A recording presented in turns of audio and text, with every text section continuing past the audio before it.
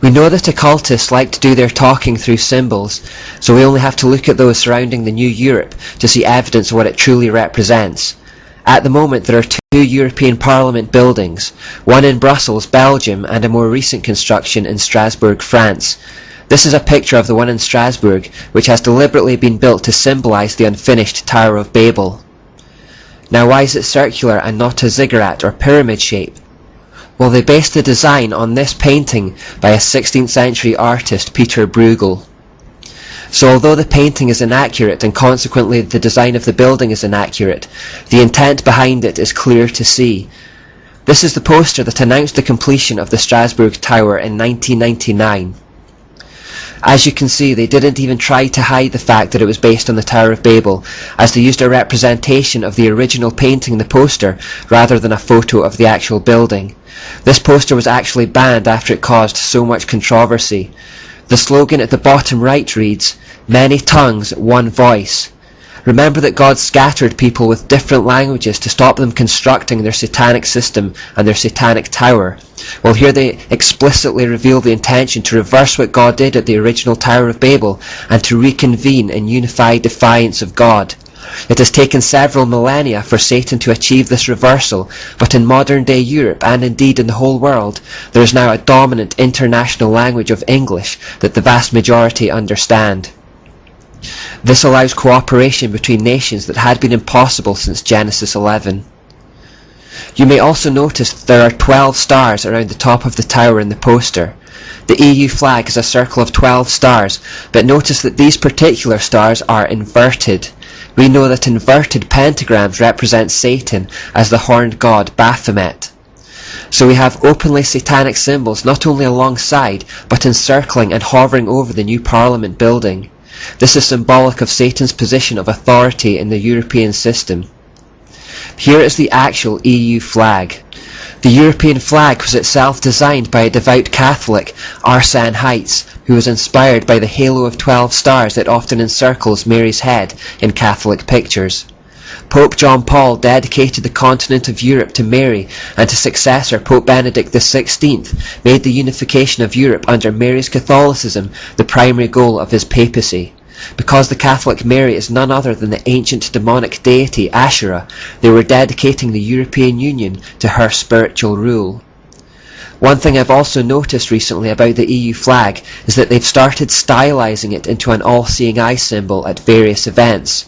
The circle of stars becomes the centre of the eye, and the lines above and below act as the lids.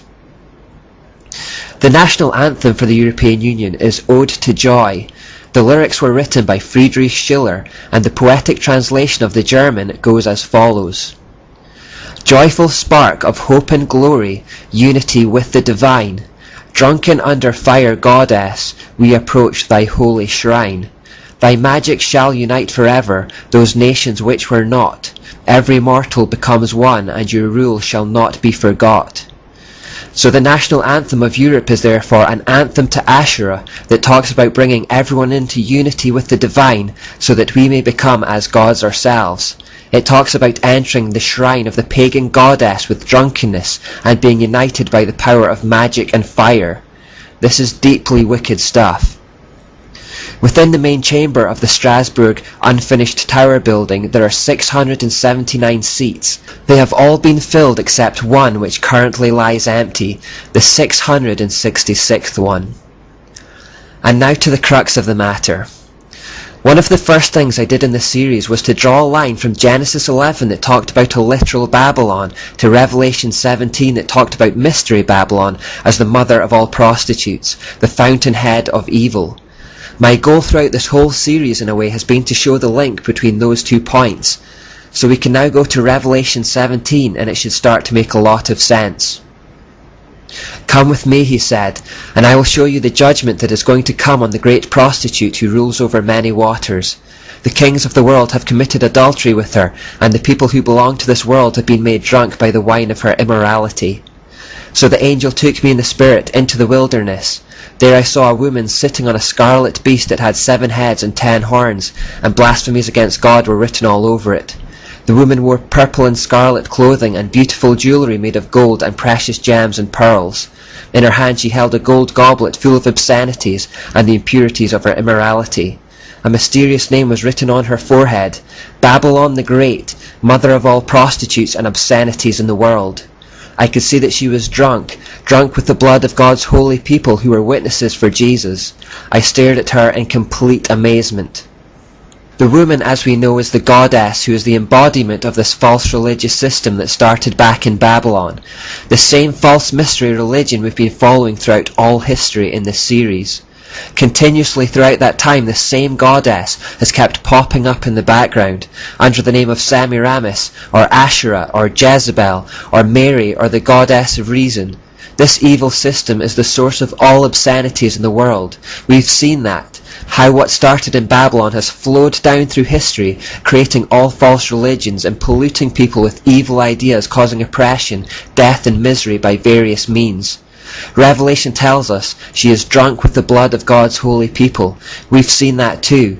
We saw what she did to true Christians through Catholicism and through the Jesuits and through the French Revolution, to name just a few examples. She killed anyone who got in her way. Now what does Revelation 17 say she rides in on? What is she paired with or connected to? The beast she is riding matches the description of the beast from Revelation 13 and Daniel 7, the end-time empire of iron and clay. This New World Order, amalgamation of all the previous world empires centered in Europe. It has the same description. 7 heads and 10 horns and blasphemies written all over it. So the woman or prostitute represents the false mystery religion. The beast that she rides in on represents the false political or temporal system. And this is a picture of what Semiramis did with Nimrod back in Babylon. Remember that Semiramis was primarily the religious figurehead and Nimrod was primarily the political figurehead. And the spiritual is actually more important because spiritual authority sits behind temporal authority to give it strength. So get the image in your mind of a woman riding on a beast. And now look at this monument which sits outside the Strasbourg building. And now look at this one outside the Brussels building. A woman riding a beast, specifically a bull, is actually one of the primary motifs for Europe and has appeared on stamps, phone cards and currency. We know that Nimrod or Baal was represented as a bull in ancient times, so here we have Baal and Asherah all over the stamps and currency and outside both parliament buildings. The prostitute and the beast, the false religious system riding in on the back of the false political system, the male and the female in one. The reason this logo was picked because in the Greek form of the mysteries, Asherah became known as Europa. So actually, the entire continent is named after Asherah. And in one story, Zeus saw this beautiful woman, ran into the ocean with her and raped her. After her death, she was then given the title, the Queen of Heaven, which we also know is a title Asherah uses.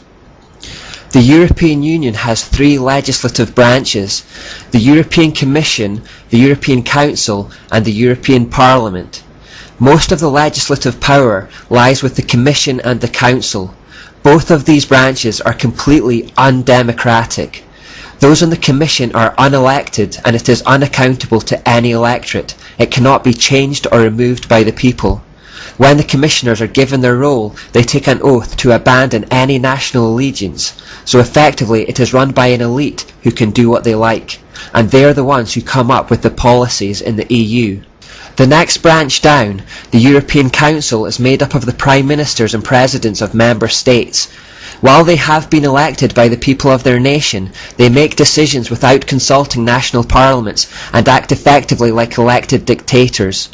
People in Britain will remember Gordon Brown sneaking off to Lisbon to sign away our sovereignty on what was effectively a constitution without referring to the people, because he knew that we would reject it if asked. He gave us no say in the matter and did it anyway. All these national leaders don't get to create policies, they only vote on policies handed down to them by the Commission, that is, the unelected elite at the top. The third branch, the European Parliament, is the only branch with any democratic principles at all, but it has very little power by comparison with the other 2. Every year, countries hand over more and more of their national sovereignty to the centralised dictatorship. Here in Britain, we've had several examples recently of Europe imposing law changes on our country by people none of us voted for and who none of us know or want. Our politicians carry on regardless. As you can see, the stage is being set for the emergence of a global political system, a global economic system, and a global religious system based on the mystery Babylon religion. But if the European Union will be the most powerful empire at the end of time, there is still a whole world out there to be brought into line. Another occult organisation has been tasked with that project, the United Nations.